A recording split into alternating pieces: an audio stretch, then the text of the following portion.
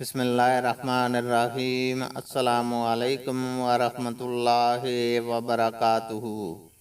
حدیث نبوی صلی اللہ علیہ وسلم ہے، دو شخصوں نے جن میں ایک مسلمان تھا اور دوسرا یہودی، ایک دوسرے کو برا بھلا کہا۔ مسلمان نے کہا، اس ذات کی قسم جس نے محمد صلی اللہ علیہ وسلم کو تمام دنیا والوں پر بزرگی دی، اور یہودی نے کہا، اس ذات کی قسم جس نے موسیٰ علیہ السلام کو تمام دنیا والوں پر بزرگی دی۔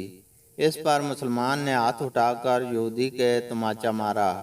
وہ یہودی نبی کریم صلی اللہ علیہ وسلم کی خدمت میں حاضر ہوا اور مسلمان کے ساتھ اپنے واقعے کو بیان کیا۔ پھر آپ صلی اللہ علیہ وسلم نے اس مسلمان کو بلایا اور اس سے واقعے کے متعلق پوچھا۔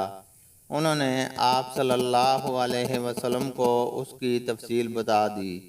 آپ صلی اللہ علیہ وسلم نے اس کے بعد فرمایا، مجھے موسیٰ علیہ السلام پر ترجیح نہ دو۔ لوگ قیامت کے دن بے ہوش کر دیے جائیں گے، میں بھی بے ہوش ہو جاؤں گا۔ بے ہوشی سے ہوش میں آنے والا سب سے پہلا شخص میں ہوں گا، لیکن موسیٰ علیہ السلام کو عرش الہی کا کنارہ پکڑے ہوئے پاؤں گا۔